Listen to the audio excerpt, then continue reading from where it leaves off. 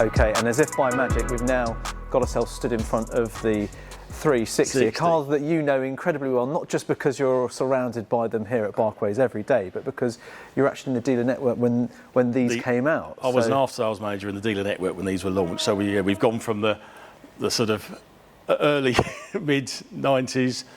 Here we are, 1999, 2000 when these came out. Start of the millennium. Start of the millennium. There was a 3-year queue for these cars when these came out. Yeah, wow. Allocation was quite small, and you had to wait, especially a 360 Spider, you'd have to wait 3 years to get this car. Wow. These were special cars. Yeah, a long time.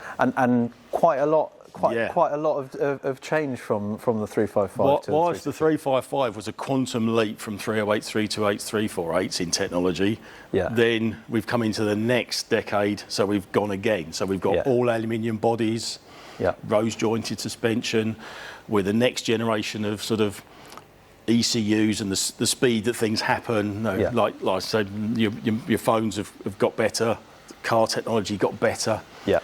Big things on this was drivability. Right. We went into variable cam timing, variable intake systems, which transform the drivability of the car. You can be in a roundabout at the wrong gear at the wrong time, and it forgives you. Yeah. And then when you open the taps, off you go. And it was technology that helped that happen, which made it a much easier car to live with. Yeah. And do they share any of the sort of foibles of the 355, or had Ferrari by then sort of nutted all those out? They'd nutted those out, but then they'd introduced a load more. Right. Yeah. The problems we were having with 355s went away, and then they found a whole set of new problems. A whole set of new things. Wonderful. But a fantastic car. Yeah. And if you bought this car today, you wouldn't be disappointed. Yeah. They just don't age.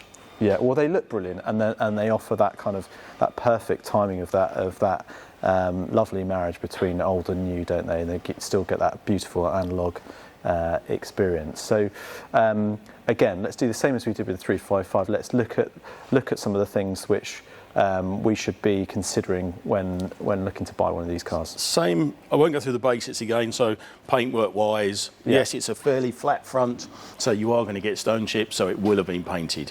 Yeah. Yes, there's going to be some, like this one, a few chips up the bonnet. Yeah. Some people PPF them, but it would have had some paintwork. Yeah. This is again a 20-year-old car, so it would have had something done to it. Things to look out for. Options on the car, you had the front grills.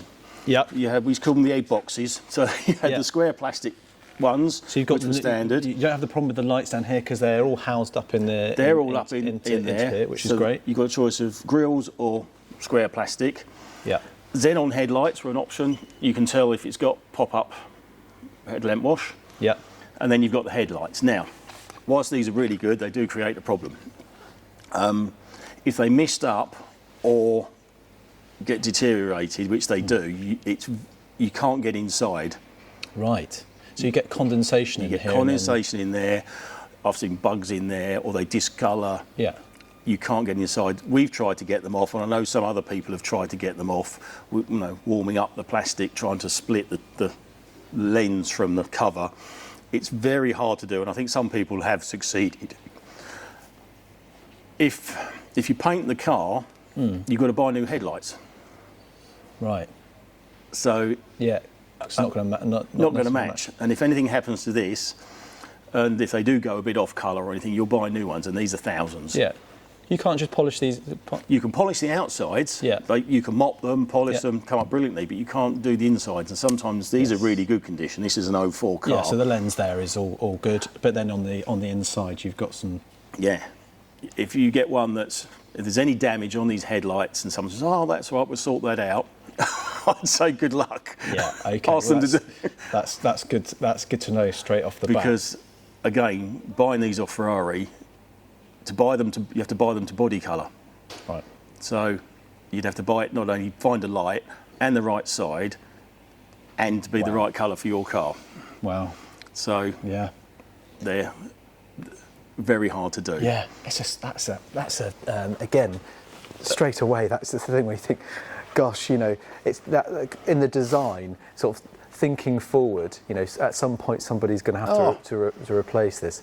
But I suppose That's compromising the designer, is it? They don't want to worry about the practicalities like that later on down the line. If they just used a softer sealer that you could warm up with the air gun and get off, its 550s are the same, 575s these. Yeah. So, but I guess they sell headlights from it. There we are. Something that's quirky to right-hand drive cars is the wipers hitting the bonnet. This one's doing it. Most right-hand drive Ferraris do it. Look at that. That's really close there, isn't it? It's right on there. The left-hand drive cars don't, as they sweep the other way. Yeah. The right-hand drive, right back to 4, 5, 6 days, the V12s, 550s, these, they all do it. Has anyone come up with a fix, sort of remounting the brackets or Yes, there like is. You can play around with it. Ferrari did supply another arm. You can lower the arm a bit. Yeah. Some people tried to raise the bonnet. So they all hit in some severity, but it's not. There's not a magic fix out there. God, dear, you can just imagine the Porsche engineers right now. Oh. It's just thinking, what on earth were they thinking? The thing with Ferrari is that you wouldn't see that on a 911, would you? You wouldn't see it on a 911, but only 10% of the production was right-hand drive. Yeah, right. And it's the same. No, the pedals are slightly offset on right-hand drive cars over left-hand drive cars. They're not thinking about us over here, are they? They didn't think. They just. No, fair enough. We're only going to make a handful of them, so we won't overdevelop that. So, known problem on these. Yeah. If we open the bonnet. Yeah.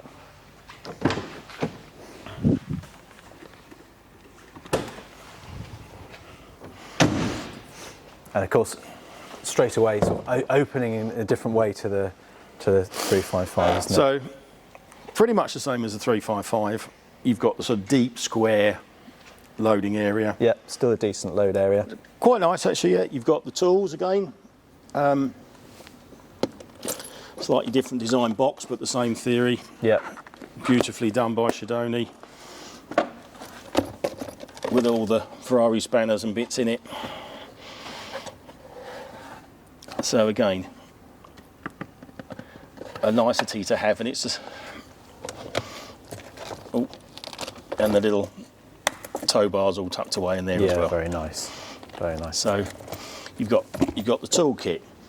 Again, one of the factory options was a full space saver spare, not a full size spare, space saver, but it does sit diagonally across here, eating up that space. So you lose all your luggage space, or you get the tin of mousse like we've just done in the 355. Okay. Yeah. Yeah.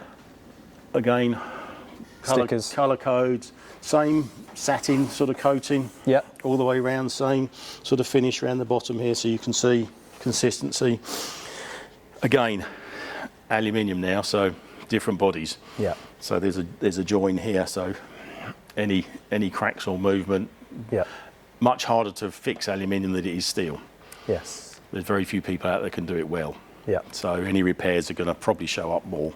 Yes. Service-wise, pollen filters on the top. A lot of people say the pollen filters look dirty. They never change. They come through with a sort of charcoal-y coating on. So even if you buy a new one, it still looks dirty. Still looks like that, yeah. So other than that, a usable car. We had an Enzo in the other week, and you look at the space saver on an Enzo, there's nothing. You can't even you can't put a toothbrush in there. So you can use this car. It's got space for touring and what have you. So moving up through the car, things that are factory option on this one, we've got split rim wheels, which were part of the factory option. Yep. If you look closely, this has got the proper Scuderia shields with the recessed wings. The wings were stamped like we said on the 355s. Yes. So it wasn't just a sticker, it was a proper enamelled badge. Yeah. Yeah, I expect there's probably quite a few sort of aftermarket stickers going around. You can buy a sticker for 10 quid. Those are lovely, those These badges. are hundreds of pounds each, and then the wings to recess them. And I suspect Ferrari would be very happy to sell you one of those if you need a replacement. Yes, if you need a new wing. So. But a few £100, yeah. So already we're halfway down this car, and we've got optional xenon lights, we've got optional wheels, we've got red calipers, and we've got recessed badges. So someone's ticked a few bits on this, which is a nice spec for the car. This little bit here, and this is an original factory one, it's got little cuts in it. The amount of people that don't reproduce that properly, or just paint over it, they've painted the seal because it's got to get a gravel rash. Yeah. So. And the air intakes are obviously on a different place on the 360 as they are to the 355. So you've got these scoops up here. Yeah. We've got this one down here, and obviously the water is able to sort of, it's not going to be sitting in there, so you don't have that same problem as the 355. You do to a certain extent, because you've still got all the radiators at the back. At the back there, So you've got the fuel tanks here and the radiators, but it's not, you can see there's a plastic diffuser in there. It's not on the 355s, it's straight onto the core. Yeah. Just shoveling the water on this, it goes round the corner and gets ducted to the So radiator. still a thing to have a look at, but to lesser These extent. aren't a known problem. Everyone knows that 355 radiators rust out. Yeah. It's a known thing. These ones don't. Not a problem with these. Good to know. So, stupid little things on these. A little cable. When you open the door, the window drops. You're pulling the door to open with the handle. Yeah. And there's a little cable that goes in there, and the cables break. Okay. So if that's all floppy and loose and doesn't open the door properly, again, it's only a little cable. It's about 4 inches long. Yeah. But you've got to strip the whole door out, all the door lock to get to it. So it's not a 5-minute job. No. Nothing's easy to fix on these things. So. Yeah. And again, when it goes up, check that goes check the up. glass goes back up again. Yeah. And the roof on these much improved from the 355s. Yes. I mean, it's a very much more complicated roof, because obviously this part lifts up. We'll show it working. Yes, this. I was at Ferrari when this came out. It took them about 2 weeks to write the course to teach us technicians in the UK how the roof works. There's a lot of stuff. Right. It sits on like a roll hoop. If you imagine there's a roll hoop that goes down to here, like a roll cage in a race car, comes up, goes over the top, and it lifts out as an entire cartridge. Wow. So it's a complete self-contained cartridge, but there is a lot going on. This was the first time Ferrari had done a one-touch roof. Yeah. Whereas the 355s, you partially back, and then another bit. Yeah. This you push, so there's an awful lot going on. So you've got motors that drop the windows, you've got motors that work these little flaps, you've got to lift the hood out of the way, you've got to bring it up over here, you've got to put the clasps in. Yes, but it's so much tidier, isn't it? I mean, it just you know, they've managed to do it and package it in such a way that it doesn't interrupt the rest of the car. And then of course got the beautiful glass to see the engine, which we'll come on to. But generally speaking, just something to check that it's all operational. Check that it works. Check that it works. If that doesn't work, it's a big thing. Big thing. Yeah. You're always going to get, when we put it up shortly, you'll see there's a little crease mark. It does get a bit squashed. Yeah. And there's always a crease and a tiny little sort of wear mark about there. Yeah. You can't odds that. And I always say to people, always leave the car with the roof up. Yeah. So it's all stretched and nice. Don't leak, because it will be like a dish rag in there. Yeah. It's all been squashed into a little compartment. Okay. So, and the other thing is, it means you're always working the hydraulics.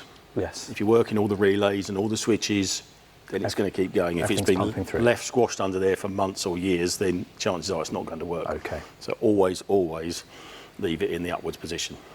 Still quite simple on the inside, but then these seats look like quite a significant upgrade, don't they? You had two options on the seats. You had carbon seats again, like the 355, or you've got electric seats. Yeah. So you came into electric seat territory now, and you also had the Daytona inserts, which look really nice.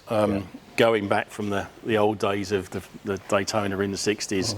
So they've got the ribbing across here with the little holes in. Yes, I've seen those. Yeah, they look fabulous. So that was an option. No, it was a bit more on the stitching, but it looks really good. So the options you could have two different types of seat. If this is the first time you could start to colour code things, you could change the stitching. So you could have different colour leather, different colour stitching. Yeah. You could have different colour roll hoops with different colour stitching. Yeah. So some were black, some. You could have, in the moderners, you could have leather headlinings or cloth headlinings. Yep. Dash tops with the stitching, so you could really start to. It was the beginning of the tailor-made, as they later went on to call it. Yes. Of you could say, right, I'd like this and I'd like that, and I want this stitching and that stitching. Yeah. Not really a lot of problems inside. The silver panel work here. It's prone to getting scratched a bit, is it? Prone to getting scratched, and again, it's a slightly textured finish. Yes. It's not a smooth paint. Quite hard to replicate. You can't just paint them smooth silver because they look terrible. Yeah. It's a sort of satiny thing. You got things like upgrades. The heater was a little bit better. The air conditioning, obviously, the next generation on.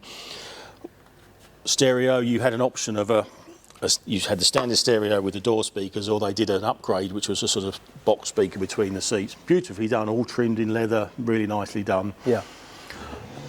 None of these cars sound like your Audis or your BMWs with surround sound and everything. It's still a fairly basic stereo. Well, you've got something else you should be listening to, quite frankly, haven't you? And exactly.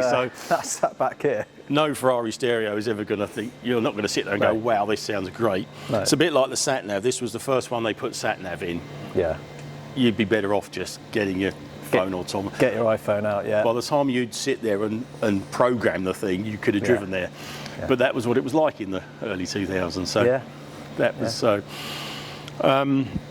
Well, they're trying to move with the times, obviously, and you know, it wasn't, you know, people wanted to have these bits of technology. They're starting to look a little bit aged, aren't they? But let's face it, we use our iPhones for a lot of the nav and things like that. That wouldn't turn me off one of these at all. I wouldn't be focusing on that. You'd be focusing on, you know, the condition, how it drives, and of course just enjoying that wonderful sound. Again, and you're looking for the buttresses and things, how it looks. Does it look consistent? So we've now got a consistent car with a few stone chips. Consistency again. Does it follow through the car? Does it look right? No, door rubber's all worn, things like that. Yeah. So the big one is the sticky switches. Yes. Okay. Right. Yeah. Now, these go on to another level of stickiness. When these go, it's really, it goes everywhere. The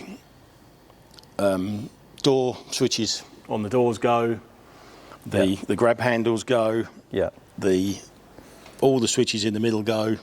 The ashtrays. Are we getting to a point now, because of the age, you know, just because these cars are sort of, you know, 22 years old now, where lots of them have then already been upgraded, they've been done.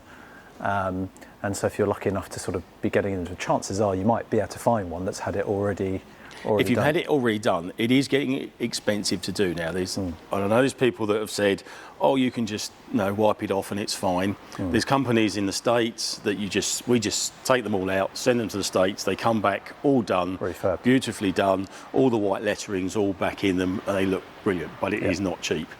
The other thing you've got to allow for is it's going to take an amount of time to take it all out, all these round bullseye things.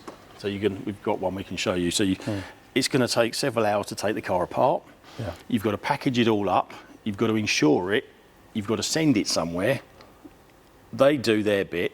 It comes back. Since the change of Brexit, you have to pay customs. So we get a customs bill. So when you add all of that lot up, and then you've got some labour to put it all back together again, get all the electrics working, and then finish the car off. Yeah, you're talking sort of a good 5,000 plus now to do these switches. Do these things, yeah. When you add all that up. Yeah. So if you can avoid for a part of your ownership at least not having to do that from the get-go, that would be great to save yourself a few grand. And we spoke to a valeting company the other day. We had a car in that clearly someone had tried to do it, and we phoned up and said, great, have you got a fix for wiping it? Oh, they said, no, we tried. They thought they'd do the wiping it all off. They spent 3 days on it, trying to clean it all up and do it, and they said we gave up at the end. I'm not surprised, And it still didn't have all the little etchings and numbers on it. So, end of the day, value of the car, you're only going to do it once, but it's like everything. Be aware how much these things cost. Do your research. Don't just say, oh, that's fine, I'll sort that out, and end up with a massive bill. Right, let's look underneath here then, because we've got this beautiful glass gallery view to the engine, which is of course a really nice feature, because after all, let's face it, that's the bit that where all the effort and energy goes into developing that beautiful engine. So let's kind of. I think it's great that they show it off. Well, that's it. I think if you're paying for it, you might as well have the opportunity to enjoy to see it. So in the Modernas and the 360. So now I don't know if you heard that. As we open the door, there's a pump noise that happens. Yes. Everyone thinks that's the fuel pump. That's the F1 pump. Right. So the idea of that is by the time the pump's already purged, so by the time you've got in and started the car, the system's all up to pressure and you're ready to go. So that happens every time you trigger the door? Yeah, every time you trigger the door. That pump goes, and that's only for the F1s, obviously, because that's what you need, it primes the F1 system for you. Big thing on these is closing it. Yeah. You don't go slam, because this is just a toughened glass. It will shatter. Same as the Moderners. The hardtop car, it's a more sloping glass, so just push it down very gently and just click it gently. I'll open it again. Yeah, that would be an absolute disaster to have that smash, wouldn't it? And a tip for all Ferraris: always close the hoods where the catch is. Yes. So when you come down and push there, you push just gently there. You don't push either side. Central to the catch. Some of the big cars with catches either side, click, click. Yeah. On the front, you'll notice that it's central, so you just put the palm of your hand on the Ferrari badge. Yeah. And just push and click. Carefully. Yeah. So yes, engine-wise, we've still got. So now we've gone up to 3.6. Yep. From 3.5 litre. We've still got our 5-valve per cylinder, because they stuck with that, because that worked. Yep. Manifold issue. Now, there was a few issues on the manifolds on these, on the early cars, but I think that most of them have been done. It wasn't as bad as the 355 systems.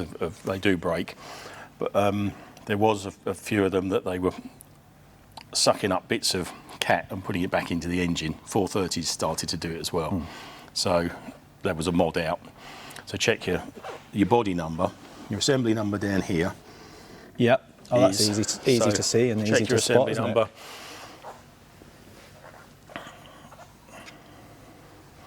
So with a chassis number and an assembly number, you can ring up Ferrari and say, is my car due any updates? Right. Because all recalls have to be done by official Ferrari dealer network. Okay. So they record them off the log. Yeah. Now, the way recalls work, if it's dangerous, you get a letter from the DVLA. Yeah. If it's just a general upgrade or a general service, it's down to the dealers to try and find the cars and do them as they service. Right, so some of those would have had to be done because the DVLA will catch up with you and assist in it. Yeah. Some of those are just things that people may have not done because they've never done. I mean, we have a good relationship with our local dealer, so every car that we service, we check the chassis number and assembly number with them to make sure there's no outstanding recalls. Yeah, so that's something I could simply do by having those bits of information there, chassis number, assembly number, call Ferrari, check there's anything that's outstanding that hasn't been done, and you should also be able to tell that from the service history, presumably, as well. But sometimes you don't get an invoice because it's a warranty repair, and it's paid for by the factory. Okay. You won't get a copy of the invoice. Because do you come across some of those that have things like that have not been done? Oh yeah. Yeah. Yeah, there's stuff out there. There's wishbone yokes on 328s. Yeah. Fuel pipes on 355s. Yeah. It takes them years. Once the cars disappear into the sort of ether and the specialists, they're gone. Ferrari, when we were in the dealer network, it was the biggest challenge to try and find the cars and get them ticked off the list. Yeah. Yeah. So, and certain things that change on assembly numbers, making sure yours has been done. Yeah. So that's an easy one to do.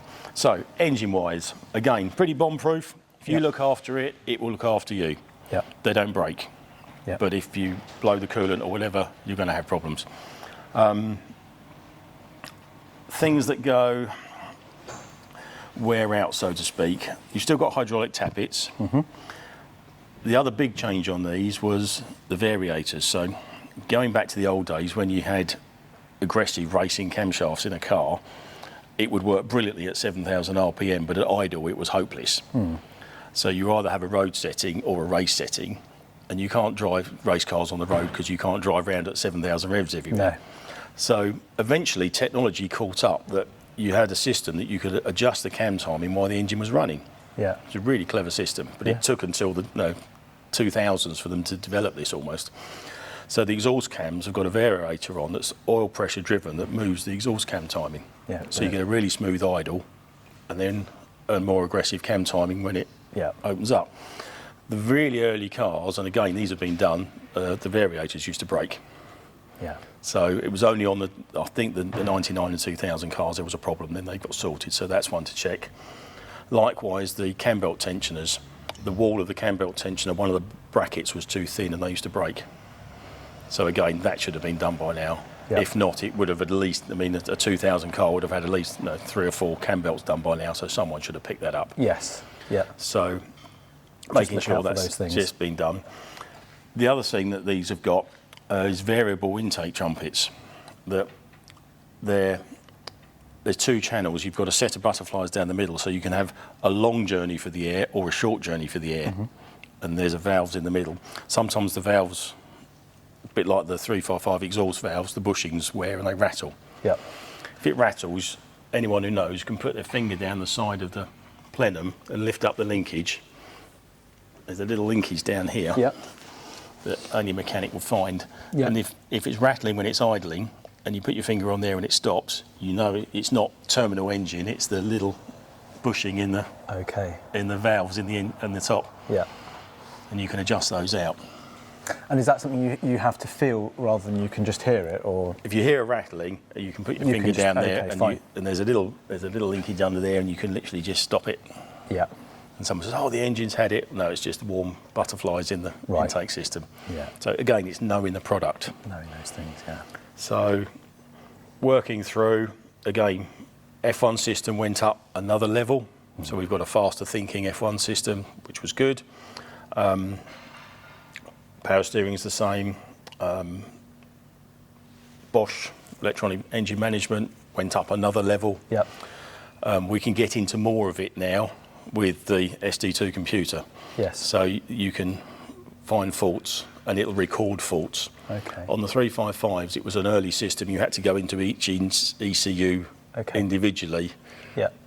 And it was okay, but you'd get there eventually. Now you can put one plug in, it'll bring up the whole car. And so you've got the history of faults as well, which is quite interesting. Only once they've been cleared. Yeah, okay. But if you can get someone to plug it in, it'll tell you if you've got any faults with it. Yeah, okay. Once they've all been cleared. Yeah. So again, it's worth knowing. Yeah. And were the clutches on the F1 quite robust on these, or? Right. The clutches are fine. Yeah. It's the operators that wear them out. Yes, I can imagine, because certainly, still fairly new technology. Even in 360, I can imagine some people being quite overzealous with these when they first. It was an understanding of how the system works, that when you put your foot on the brake, it overrides all the system, how to handle them in traffic, and you could wreck one of these in a weekend. I've seen it done. But if you look after them, then they'll last 10, 20,000 miles quite easily. Yeah. Some people, it's not their fault. It's just, I've had people with sort of steep drives or a really awkward garage. Yeah. That every time they get the car in and out, you'll slip in the clutch. Another one will just drive in. So it's not always Yes. It's just the circumstances. Sometimes cars that have done not very much mileage, but have spent their whole time being shunted on and off lorries, or gone to shows, or gone in and out of storage. Just a lot of wear. A lot of it wears it out in the shunting around it that kills it, not really the driving. Yeah, less of a problem, of course, with the manual. Some of us prefer those. But interestingly, my sort of go-to would be, I want to drive the manual. But as you were saying to me just earlier on off camera, actually. There's a whole load of fun to be had with the F1s as well, isn't there? I personally like the F1s. Yeah. This was where Ferrari had really got going with the F1 system in the 355. They were really pushing it. This was the year Mansell was running, Formula One, and they were really getting into Formula One and F1 technology. So they were definitely trying to push it in their road cars. So if you wanted a manual, you'd wait 3 years for this, and if you wanted a manual, you'd have to wait longer. It was even another special order. So it was really hard to get a manual, which is why there's so few about. But to change gear on these, this is obviously quite acceptable to change on these, whereas you've got the cable off. It's about the same. The difference is you've got to be pretty quick with your feet. Yeah. The engine will rev up and slow down quite quickly. Yes. So it's quite to drive them smoothly. Smoothly, to get that smooth transition rev matching. It takes a bit of practice. Takes a little bit of practice, yeah. Now, the other big question is, how much is my clutch warm? Now, with electronics, there is a way that it goes in and makes a judgment of how warm your clutch is.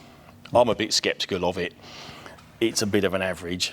Now, some people swear by, where's my clutch wear? Where's my clutch wear? And you put SD2 on and it says it's 50% warm or 20% warm. It's a guide. What you're finding, if you put one machine on, it'll tell you it's 50%. If you put another machine on, it'll be 30%. So it's a bit of a finger in the air, so I wouldn't swear by it. It's a bit of a guide. Yeah, okay. And it's very rare they say they're 80, 90. They always seem to read 30 or 40. Yes. It's not often you see one. Yeah. And if it has had a clutch, you have to tell the system that it's had a new clutch. Right. Okay. Otherwise, it just thinks it's worn. How's the ECU going to know that you've just put a clutch in it? So you've got to tell it the settings when you change the clutch. Otherwise, it all goes out the window. Okay. So while I was talking on clutches, on a manual clutch, you adjust the clutch with a spanner. You can adjust the pedal and what have you. On an F1 system, you've got to do it with the computer. Right. It's called the PIS value, and it's basically the amount of slip it has as you drive off, how long it slips for. So on the challenge cars, for example, they used to bring it right up to nothing. So you went off the line, clutch went bang, off you go. Brutal. Brilliant for challenge cars and racing, hopeless for the high street because you'd just be... Yeah, I've driven the Challenge style. It's a wonderful thing, but it doesn't half thump you in the back. I mean, it's a wonderful feeling, but yeah, it's not the best in the traffic. So having a way of adjusting it, they have a self-learn menu on the diagnostics, which will go through all the gears, clonk, clonk, clonk, clonk, work the clutch, work it all, and it usually sorts itself out. Something like this, it's a 2004 car, the technology will sort it out. On the very first cars, the 99s and the 2001s, I think, the technology, you couldn't adjust it. And you get quite long slip angles, and you have to update the ECUs to the later ECUs. Right. So if you buy a really early car, 99, 2000... See if they've had that ECU upgrade. If you've got the early ECUs, you can't adjust your clutch very easily. Yeah, and you have to put up with a very long slip angle. Yeah, that's really good to know. So that's well worth having, or factor it into something that you might then want to do at a later date. Other Ian tip that not many people will know this, on the Spiders, the very first cars, the 99 cars, to get the gearbox out, you have to take this A-frame out. Yeah. The A-frame bolt is underneath the roof. Right. On the first cars, they didn't do a hole in the roof capsule to get that bolt out, so you have to take the entire roof out. Oh. It's a nightmare. Oh, so on this, you lift the roof up halfway. Yes. There's a rubber grommet that you go through the hole and you undo the A-frame. And you can access it there. On the very first cars, there's no hole. Okay. So you're either taking the entire roof cartridge out, which is colossal to do a clutch. So that's running from what year to? It was, from memory, it was because it got flagged up fairly quickly. Fairly quickly, yeah. So it was the very first cars, the 99s and maybe the 2000s. But yes, if you've got a Spider without the holes in, you're in for a monumental clutch job. And it is, it's ridiculous. You've got to take the whole. I'm starting to think that I'd prefer a later generation car. If you can, But it's not until you're there that suddenly... Yeah, of course. Yeah, absolutely. And not many people would know that until we can't get the A-frame out. No, okay. That's going to cost a few more. So again, slightly later car, better drivability, easier to service. Cam belts. Yeah. We've spoken about cam belts. We did, and so this is one of the features that was a problem on the 355, not so much on the 360, because the access is from the interior, isn't it? So you've got a service hatch there. So what you do here... Can you see that from... Not from quite. here? We've probably got a photo. You take that piece of carpet out and the box out, and there's an oval panel about 2 foot long and about 1 foot high. You can get to the back of the engine, or the front of the engine, and you can do the cam belts quite easily in situ. Yeah, well, that's a massive plus, isn't it? Not having to sort of take anything out. But it is, and I suppose I look at servicing, having done this for years. When you look at the earlier cars, we used to do all the points and the tappets and change all the oils all the time. I mean, you'd be on the thing for days. Whereas now you've got hydraulic tappets, so you don't adjust those. You've got electronic ignition, so you don't sort those out. Everything moves on. Now you've got belts that you can get to. You can access really quickly, yeah. And then the 430s went to change, so that was that done. Yeah. Which is weird, because that's where they were changed back in the 60s. Yeah, I was going to say that feels like a step backwards in many ways, but I'm sure there's very good reasons for it, I'm sure. Other quirks with these, sometimes they burn out the F1 relay. There's a little grey relay behind the panel. Okay. And they had problems burning out relays, but there's a modified relay out on those now. Yeah. So that sorts that out. So that sort of covers F1 stuff. If it's set up rightly and someone teaches you and explains how it works, they're not a problem. Yeah. Moving backwards, exhaust systems. It looks brilliant, this, doesn't it? You've got this sort of massive gold exhaust at the back. And again, quite rightly so. Don't put your hand on it; it gets hot. Yes. This is an original system. Now, the reason they've got the sliding joint in the middle, these do actually grow by about 10 mil. Right. There's a sliding joint there, and when you go out in it, it'll actually slide. It'll grow. It'll grow, yeah. Now, what happens, because you've got that sliding joint, obviously things can leak, and these are full of like a wadding. When they get old, now they're 20 years old, it's not uncommon to see a 360 covered in like a white dust. And what it is, it's the wadding out of the exhaust. And is that then an indication that you need to get a new exhaust fitted in there? It's not going to fix itself. It's just going to keep blowing out white powder until it's emptied however many handfuls of it's just breaking down again. 20-year-old cars. Yeah. Work really well with the same as the 355. A lot of people put Capristos, Tubies. Yes. Sounds really nice. They Again, do. Got the active exhaust. Yeah. So I wouldn't. Some of the, you don't want them too noisy. Some of the ones are a bit boomy and a bit annoying. So if it has got a sports exhaust on, one that's still got the valves connected, that it's not booming all the time. Yeah. And if it's got the original with it, that's nice. That's great. Challenge rear grills, as we said earlier, was developed for the Challenge cars. Always look good. Help dissipate all that heat. Yeah, so that works. Engine-wise, silver covers on the Spiders, blacks on the Moderners. Yeah. Nice touch. Yeah. Again, so if they've been replaced, you know they're not the originals. Yeah. If the colour's been changed. Biggest problem on 360s, overfilling the oil. Right. And they will smoke. What happens on the 360s is it's a dry sump engine, same as Porsches, same as 355s. Everyone's been familiar with dry sump engines. Big tank of oil on the side of the engine that when it gets hot, it expands. No, they hold 10, 12, 13 litres of oil or whatever. So you've got a big tank of the stuff. Tank, yeah. Exactly the same. The Porsche owners will be familiar that you do it when it's running, when it's hot and everything, because the difference between being on the bottom of the dipstick and the top of the dipstick is just temperature. Yeah. It's exactly the same with these. Now, the trouble is with these, this is your oil tank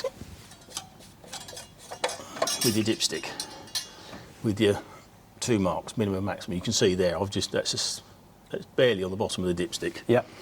And everyone go, oh, I need some oil, so they fill it up to here.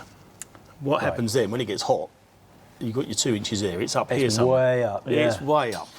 And then So if I'm looking at the car, then I want to be checking that when it's warm, basically. Run the car first and then check it. And then check it, because what happens on these, which is a bit of a flaw, is the breather for the top of the oil tank goes straight into the plenum chambers.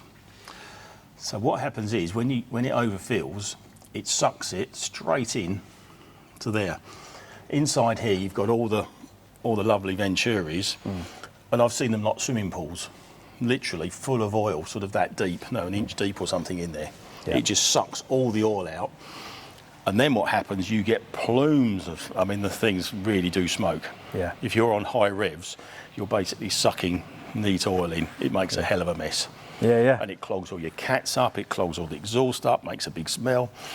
And it happens quite a lot. It's the biggest, because people check their oil, go, I must put some in it. Yeah. So, yeah, just a good tip there. If you're an owner of one of these, or indeed if you're looking at it, run it, check it, do it hot. But if you're looking at a car that's really smoking, don't necessarily condemn the engine. No, it could just be overfilled with oil. Someone else could have overfilled the oil previously, right. And even once you've sorted the oil level out, you've still got plenum chambers with half an inch of oil in them, because there's like the casting marks, it's about an inch deep in there, which sits there until you drive it quite hard, then it sucks it back in again. So you literally have to take the plenum chambers off, wash them all out, suck them all out. Yeah, yeah. So these, if you get a smoke in one of these, that's probably what's happened. Dear, oh dear. And as you say, just educating the owners. Yeah. We show all our owners how to do it. Once you know how to do it, it's fine. And that's the thing, isn't it? Just finding someone who you can have a relationship with, who knows all about them, who can educate you on them. So when you get into one of these, you know how to look after it and maintain it, doing the bits that you can do yourself, and understanding all the preventative bits that you then need to get on and do. It is. We're here to help people enjoy their cars. This is our mission in life. So if you've got someone local that can hold your hand and just give you a bit of backup. Yeah. Because it's a big step. Some people There's come no shame in asking questions, is there? You know, that's the thing. No, it's little things like, where's the emergency for the fuel fillers, and how do I open the bonnet when the battery's gone flat? All the little things that people sometimes miss on handovers. Yeah. And until you're stuck at the petrol station and the solenoid doesn't work, I know that the remote is tucked away in there, which you can hardly see. No, you can't. And you wouldn't. But if you pull that, the flap opens. But you'd never find that. No, you wouldn't. There's a little lever in there. That. God. Yeah. You're in a petrol station, and the solenoid's packed up, or something's gone, and you can't get fuel in it. You would never find that, would you? Whereas if you knew where it was, 2 seconds, and that's really cool, isn't it? But all Ferraris have got that. Love that. That's brilliant. So this is all about, when you do buy the car, get someone who knows what they're talking about to show you around it, to do the handover, so you know where that is. If you turn the isolator off in the front and then shut the bonnet, it's electrically open bonnet. How do you open the bonnet? Yeah. There's one of those under the front. Yeah. And you can see how it happens, because handover day is so exciting. Yeah. You don't want to hear any of that. You want to go off and enjoy it, don't you? But you need to take some time to learn those things. It is. It's like the windows that drop. If the batteries go flat, how do you open the doors? Because the windows don't drop, and you can break the windows. Yeah. They drop at ½ an inch. So if you're going to put the car into storage and isolate it, open the doors, turn the isolator off, and then shut the doors, and it stays down, and then you can open the door. All these little things that you just learn over years of being around the cars, rather than someone ringing up and going, Ian, I've just broken my window because I've opened the door and it didn't drop. It was like the wheel locking nuts to the Porsches are quite often in the boot. Of course, if your battery's gone, which is there anyway, you can't access that, so always leave it in the glove box. And little things like that. Little things, and I suppose being a garage, you always deal with the problem cars rather than the ones that are fine. Yeah. Then you get to sort of sort out someone's on the side of a road, had a problem, and you end up sorting it all out. So that's sort of 360s really. Fantastic cars. We'll put it on the hoist because the aero went on to another level now. Yeah. There's about 30% more ground. Let's do that. Let's have a very quick look at that, and then you can then take us out for a drive and just give me some kind of driving impressions and characteristics between the two things, and we'll get to hear some lovely Ferrari noise.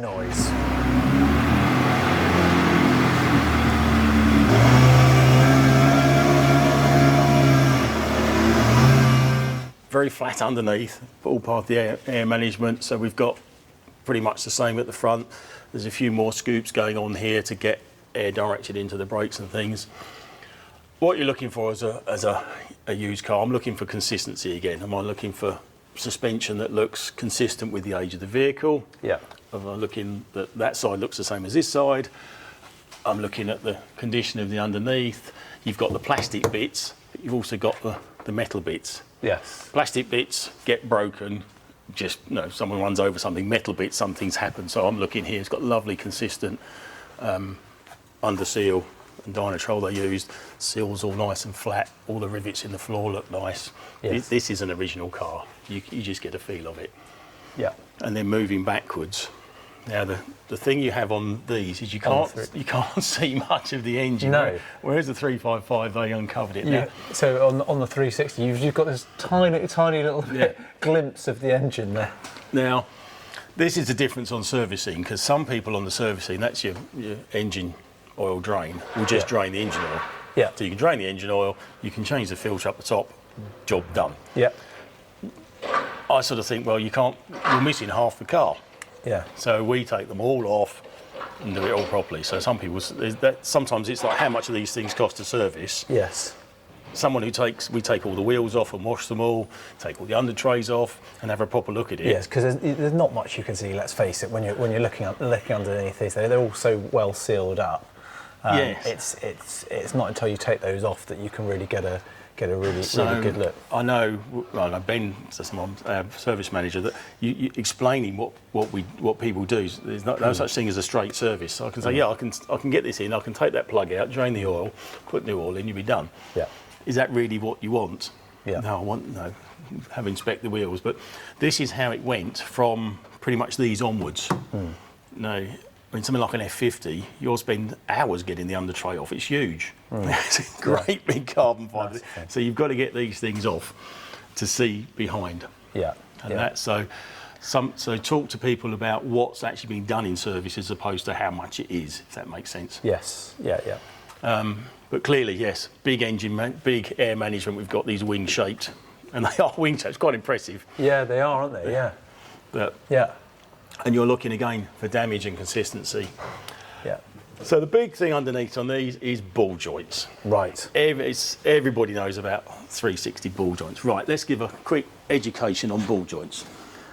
Ian. Couple of tip of the day. Right. So 355s and everything before that, we had just a metalastic bush. Yep. So all the wishbones would be bolted in with a metalastic bush. Okay. So for that to knock, the rubber's got to be absolutely hanging. Yeah. No, it's really got to be. No, they all crack and perish. For that to be rattling around, it's got to be absolutely fallen to bits. Yep. So then we went on to rose jointed suspension, which are these things.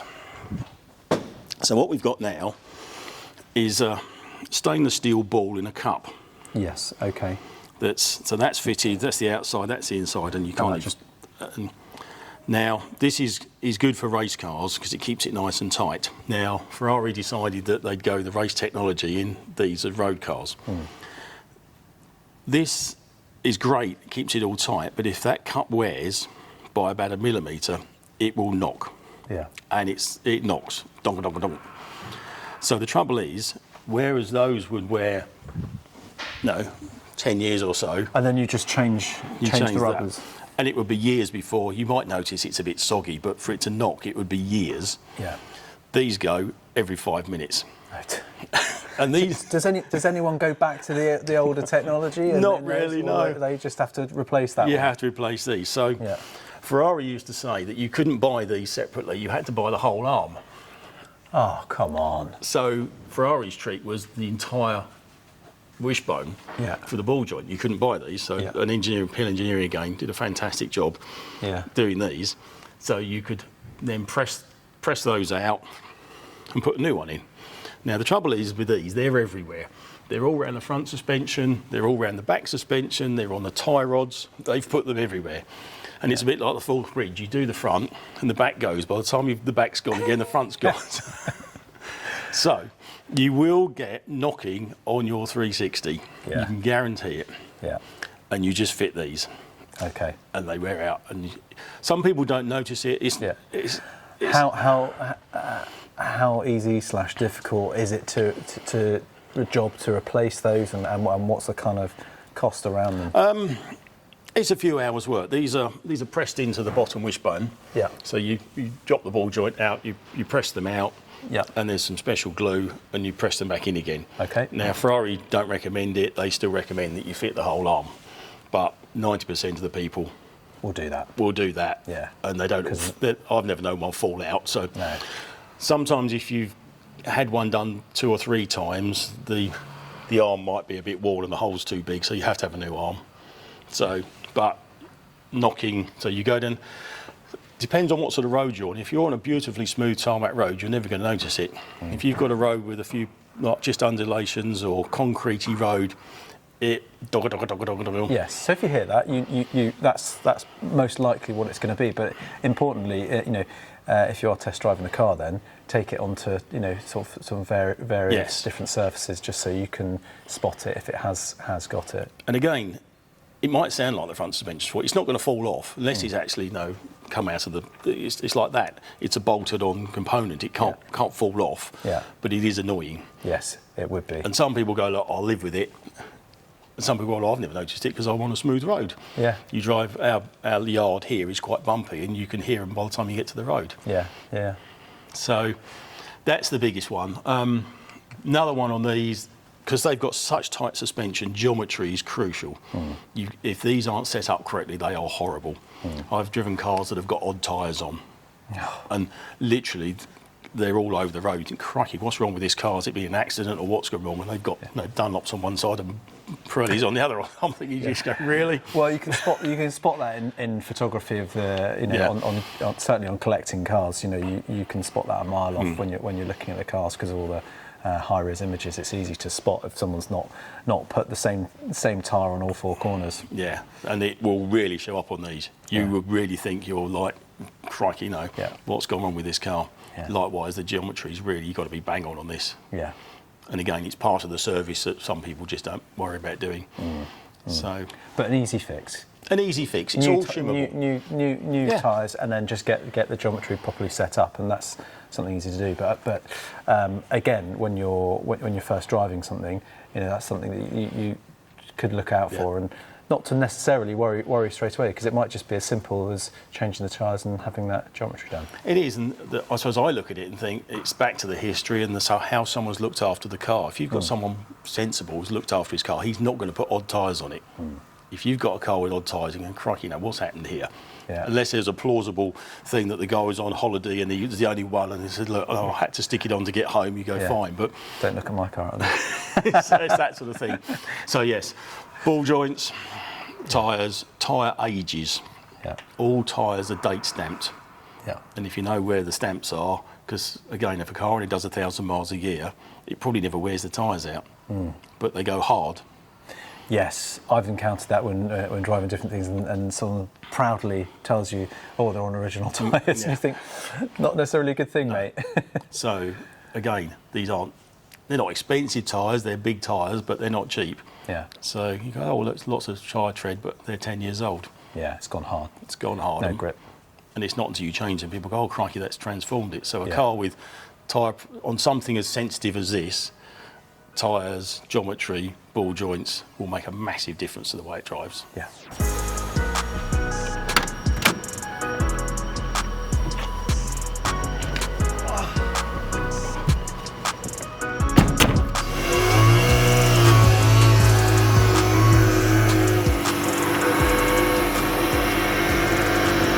What are the main sort of characteristics of the sort of driving experience from the 355 to the 360? Is it just kind of the 360 being a bit more sort of versatile all round? The 355 is a bit softer almost. The 360s are a more nervous drive. Yeah. A bit more skittish, are they? A bit more skittish. You can get the lumps in the road sometimes where the lorries have gone. Yeah. They pick up the tram lines worse because of the way the suspension's set up. And like we've said about the ball joints, these are a bit softer. I mean, they're both good cars. These are fast cars. You're talking, 375, 380 in these, 400 in the 360s. There's not a massive amount of difference. The biggest difference is the drivability at low revs of the 360. Yeah. It's far more refined. This, if you've got to keep the revs up, right, you've got to be in the right gear. Whereas, because you've got the variable cam timing and the variable intakes and later system, the 360 is far more forgiving. So now when we squeeze it, then now things are warmed up a bit.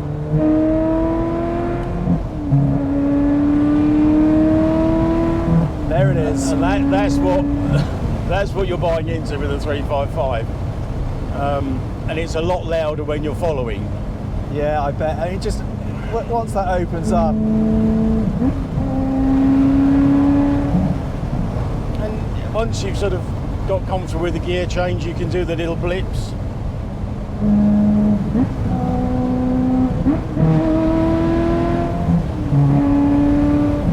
They're just fantastic cars. There's a reason why these cars are so expensive. Yeah. Because they are a very, very good car. They're beautifully done inside, all the leather and everything. I think that's what people are appreciating now. I mean, the smile factor that they give you, Yes, I mean, we're very fortunate. I mean, the rest of this week's been pretty rubbish on weather. The one sort of dry, crispy, sunny day in November, and here we are out in a 355. We have picked a good day, yeah. People must think it's always sunny on collecting cars.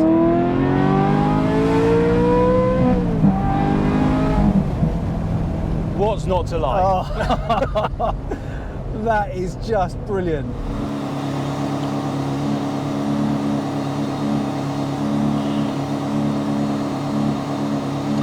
And then you get a beep.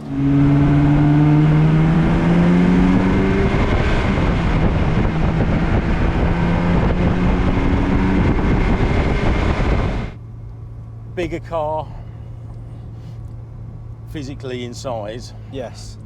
Still feels, you know, it doesn't feel like compared to what we see Ferraris of late. I mean, this is tiny, isn't it? It's but bigger than the 355, and you do sort of notice that in the cabin space, don't you? Yes. Of course, you can run it in auto rather than using the paddles yourself. Yes, you do get the auto mode, so you can put it in auto mode.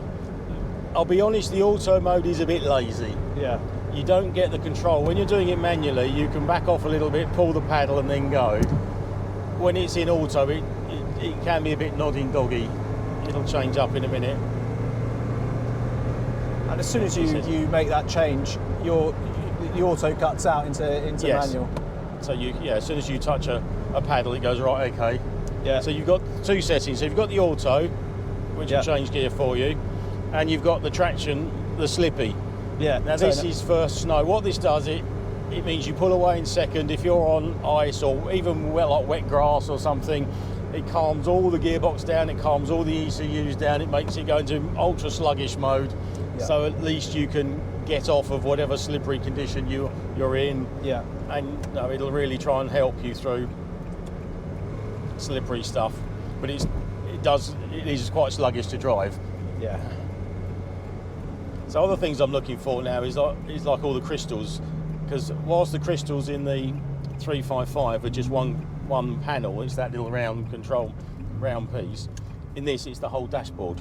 Yes. Okay. So there's a lot more to check. So things like some of them, the fuel gauge is lots of little green lines. Yeah. Whereas you normally get a gauge, so you get the green lines that go out. Or if anything doesn't work, you've got to send the whole dashboard away.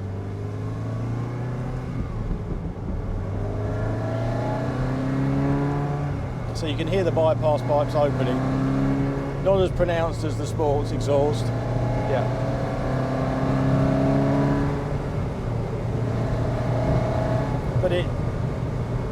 And you can feel the suspension on this. It's a fairly smooth road, but I'm sure you can feel from your side. You can, yeah. It's noticeably more, well, not vibration's the wrong word, but you can feel the road, can't you? You can. Yeah, they do sort of behave that much more like that sort of temperamental behaviour of a thoroughbred, in the sense that they are a bit more twitchy, aren't they? They're more twitchy. I can feel the road coming up through the steering. I can feel that and this is a fairly smooth road, which you couldn't in the 355. Yeah. So this is a far more alive car, far more twitchy. Okay, you've got technology to help you. So on the sport mode on this one, you select sport mode. What that does, this has got traction control, so it will back off the power if you start to slide. It'll back it all off. But what sport mode does, okay, it sharpens up the suspension, it sharpens up the ECUs, and it reduces the traction control slightly. So you do get a little bit of twitching without going silly.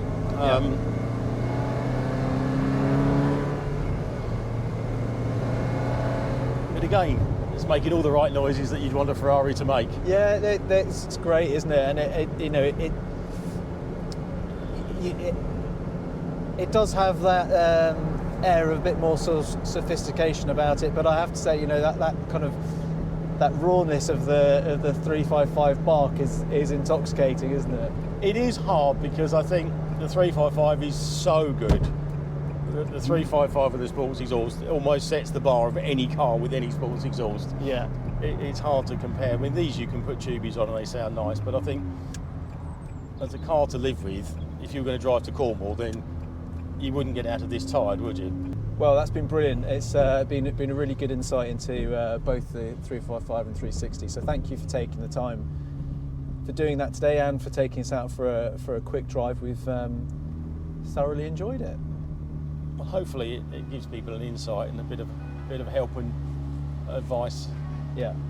Well, if not, they definitely know where to come. So, Ian, thank you very much. Thank you. It's been my pleasure. Cheers. Thank you, James. For more stories, buyers' guides, and to check out our latest global listings, head over to collectingcars.com. Thanks for watching.